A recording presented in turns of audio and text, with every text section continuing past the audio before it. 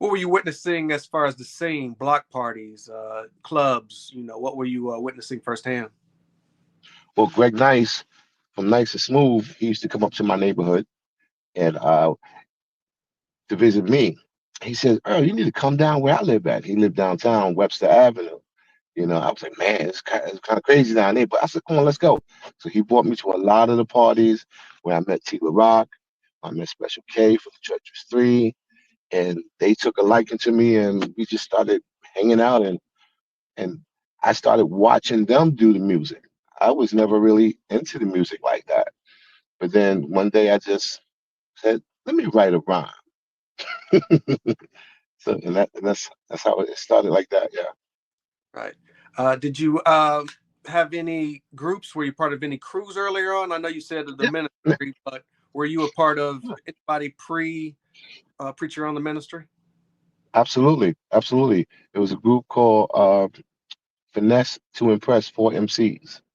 We did okay. We were like the first young rap group to do a show with New Edition Mm, at a place called Soundview in Soundview. It was like the Candy World or something like that. It was really big, and we all ventured off to do certain things.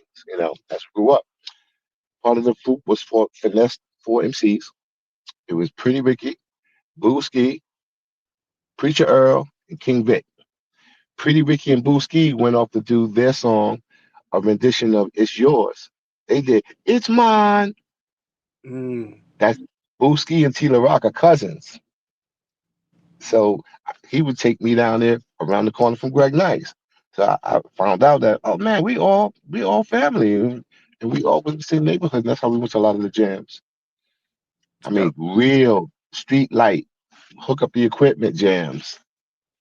Did Yeah. anything materialize as far as on wax with you and your earlier group?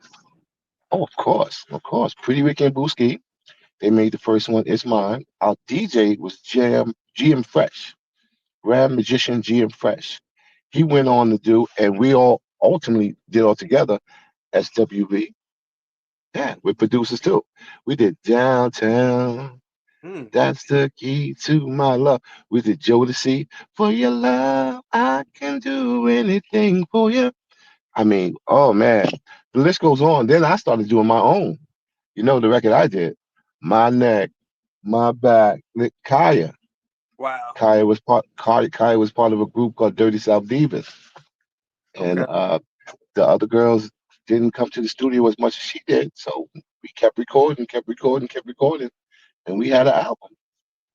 Wow. 2002. 2002. It's an amazing story because that record was a fluke. It was an answer record to the guy who did My Neck, My Butt, something like that, whatever. Right. And we just did an answer to it to see what would happen, and it took off. Artemis Records picked it up. It was good early 2002, late 99. Wow. Crazy. Yeah, yeah. A lot of groups, a lot of producers, a lot of gold records, platinum records. Yeah, we got. What eventually happened, going back to your earlier group, what eventually happened to the group and where did Preacher Girl find itself? No, we did a lot of shows. We did on tours. We did the Onyx tour. Even though we had the same record, throw your guns in the air. On my B side of Return of the Body Snatcher was you can throw your guns in the air. I'm not gonna say how they got a hold to that, but we went on tour with them together, and we did a lot of tours, a lot of nice and smooth tours. Uh, we moved all over the place, and we had a good time. Right.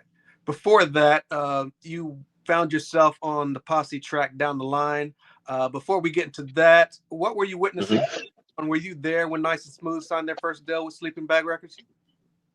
I was there. Yes, I was. Okay. Early to rise, you gotta get paid. That's how Nice and Smooth got their record because Tila Rock was on Fresh Records.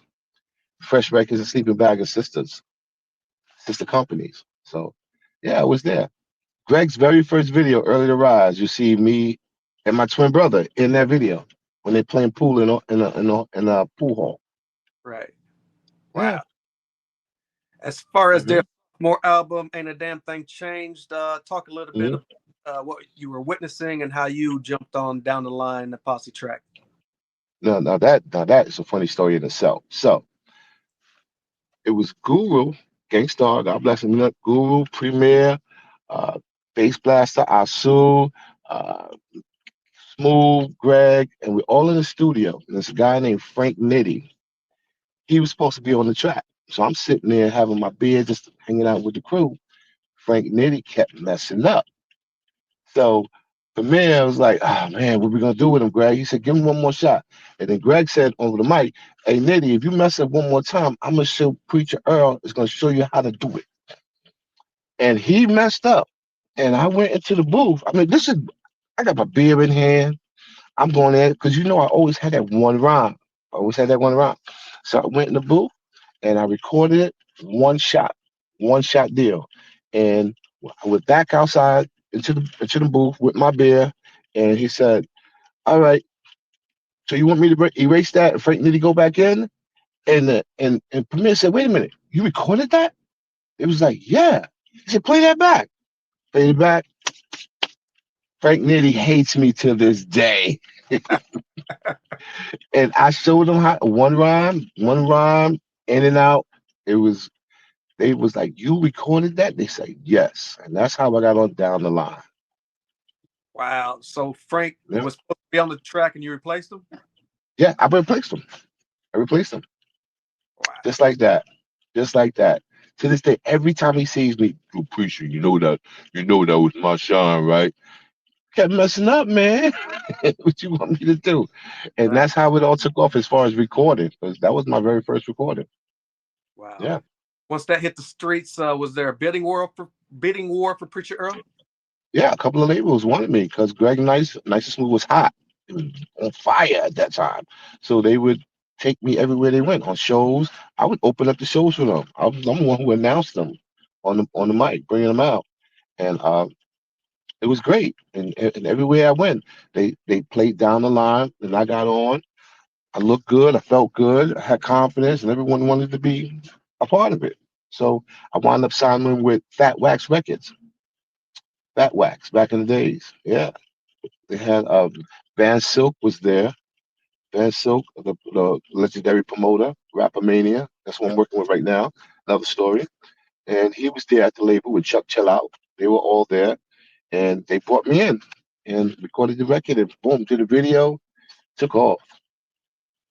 Now, what other labels? You said a few other labels were interested. What made you sign with that label? And Well, it was a lot of B-boy records. They were like really, local, but they wound up being big. With Karis One, all the big guys. I wanted to go where I felt comfortable. And Greg said, "This is your spot right here. And if you go somewhere else, you're not going to be priority." And I was like, "Okay, let's do it." right now, earlier Hmm. on, I believe you released Buck and the Preacher, Body Snatcher, and Guns in the Air. Was that for your ministry album, or was that kind of a few Yeah, tracks? there was just a few tracks. Buck and the Preacher, you have an actual song called Buck and the Preacher, or the Buck and the Preacher, the Buckshot mix. Okay. Yeah. It's part of the Return of the Body Snatcher was one song that we did with Fat Wax. And on Okay. the other side was Guns in the Air. And a couple of mixes on it was the Buckshot mix, the unauthorized mix. We did a few mixes on it. Greg You loved the mix stuff. you said there was some issue with Onyx with the Guns in there, or was that just before Onyx? No, I recorded my record a long time before Onyx came out with theirs. Okay. And Greg would shop my record because that's what he was doing. He was shopping my record to EMI. EMI liked it. He would shop my record to Sony. A couple of guys over there liked it. Wanda Booth, she liked it. And then next thing you know, he said, "No, I'm gonna bring you someplace small. I'm gonna bring you to Fat Wax Records. You'll be priority. You won't just be a number on the wall." And Fat Wax put out Return of the Body Snatcher, 1993, May Right. 15, 1993.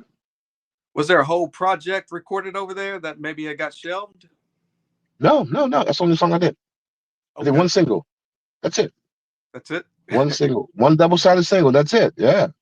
I mean, after that, we started doing records with other guys. Tim Dog, God bless him. Did a record with Tim Dog called Grab Your Gat. And that took me to another level also. Okay. And these are guys all in my neighborhood. These are all guys we hung out with.